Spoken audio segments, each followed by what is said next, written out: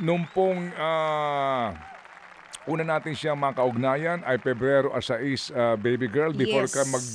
Bago ko magpunta mahanapin si ah, Elizalde ko. okey. Oo, si Jennifer Ogoy Kadayong po ng Taytay Rizal ay 44 years old. Naglalako ng merienda. Dalawa po ang anak nito at isa pong byuda. Siya daw po yung nakikinig sa atin sa radyo simula pa noong taong 2022. Ang inilalako niya, banana Q, maruya, pansit.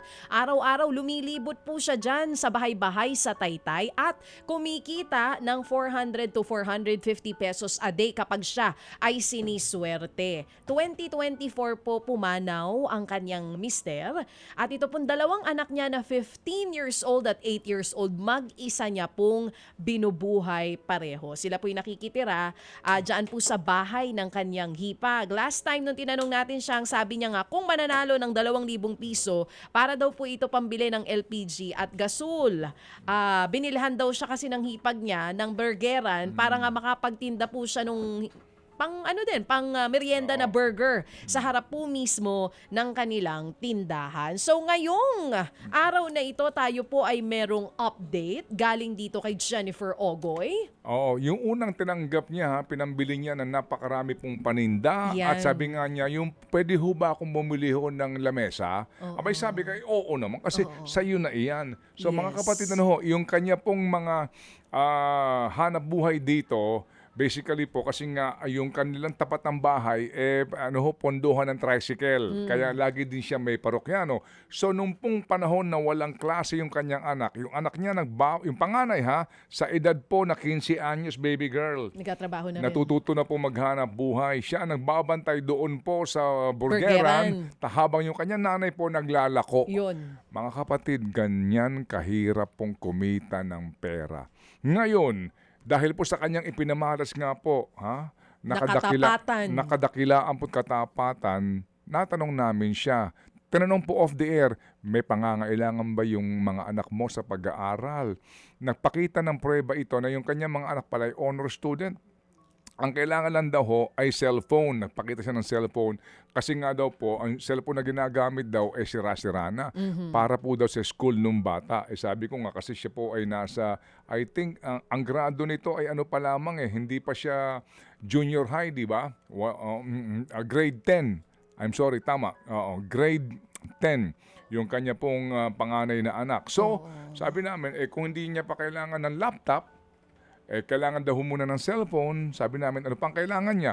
Uniforme sa school at sapatos, etc. So, eto na po yung video kung saan po naman ang ating pong huling na iabot sa kanya ay halagang ang total nito nung ating iniabot set ay umabot na po sa 13,000, right? Oo, last Kasi Feb 20, Opo, 13,000 13,000, pesos. 8,000 po isang baksak si Happy Anonymous. Yun. 1,000 galing po kay Happy Sister by Heart, 2,000 po kay Happy Golfer at 2,000 po kay Happy Daddy. Ito na po yung video. Patunay po sa kanyang pagbili, mga kapatid. Ang total na ho ngayon ay 19,000 pesos. Ganon. Kalaki na po ang napag-ambag-ambagan. Ito po yung video ng pagbili ng cellphone, right? Set? Panoorin po natin. Eto na. Ito na po yung napamili namin. Bumili po kami ng pagkain tulad po ng sinabi ni Sir Ted. Request po din po yun ng mga bata. Ito po yung nabili naming sapatos kay Bunso, kay Panganay. Tapos ito po yung bag May ni bag. Bunso. Oo. Meron na rin po akong binili mga Notebook. wipes. Notebook po ni Bunso ito. Thank you po sa inyo ni Ma'am DJ Chacha, sa staff ng True FM, sa mga Happy Anonymous na walang sawang nagbibigay tulong, at sa inyo po, Sir Ted. Maraming salamat po. Maraming salamat po sa Happy Anonymous, sa staff po ng True FM, pati po kila DJ Chacha at kay Sir Ted Filon po dahil nabigyan po kami ng pambili po ng gamit namin sa school, pati po nung pagkain, pati po nung pambili ko po ng bagong cellphone po. Ito po siya. Hello po, Sir Ted. Thank you po doon sa binigay ninyo. May natira pong pera, nasa 2,700 pa po siya. Iaabot ko po doon yung 700 sa kapitbahay ko po. Isa po siyang kasambahay sa katapat po lang ng bahay namin. Kasi po minsan siya po yung nalalapitan ko.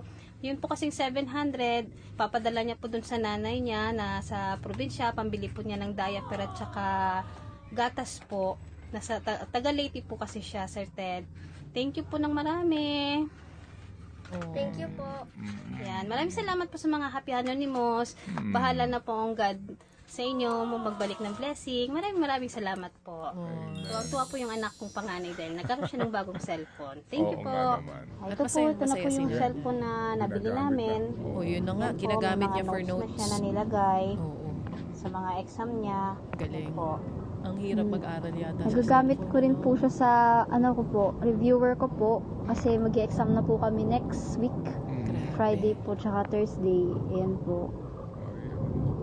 Okay. Ayan. Ito. Mahilig ka Kaya mag-edit. Tapos pinapakita niya yung nagagamit ko rin gamit po sa siya school. tuwing nag-edit po ako. Oo pa? Lalo na po pag may free time po ako.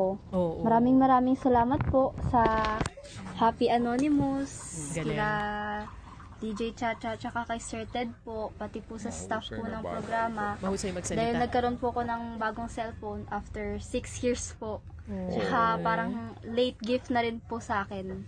Birthday ko po kasi ng January. Okay. Thank you po. Thank you po. Maraming pong salamat. Oh. At Nakakatuwa ito nga, naman. pati yung mga pictures na pagsa-shopping nila. Alam mo, magdasal ka na may programa pa kami hanggang sa umabot ka niyang iyong first year college. Yung laptop mo, sagot na natin. Kung kami nandito pa. Mga kapatid, brothers and sisters, saan ka pa? Dito na tayo sa Totoo.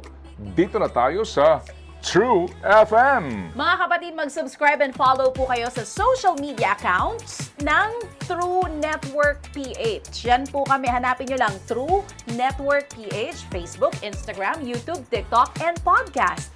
Mapa Apple or Spotify man yan, mahahanap nyo kami. Lahat ng mga napapanood at napapakinggan nyo po sa programa, nasa social media accounts namin yan. So, paano mga kapatid? See you sa social media!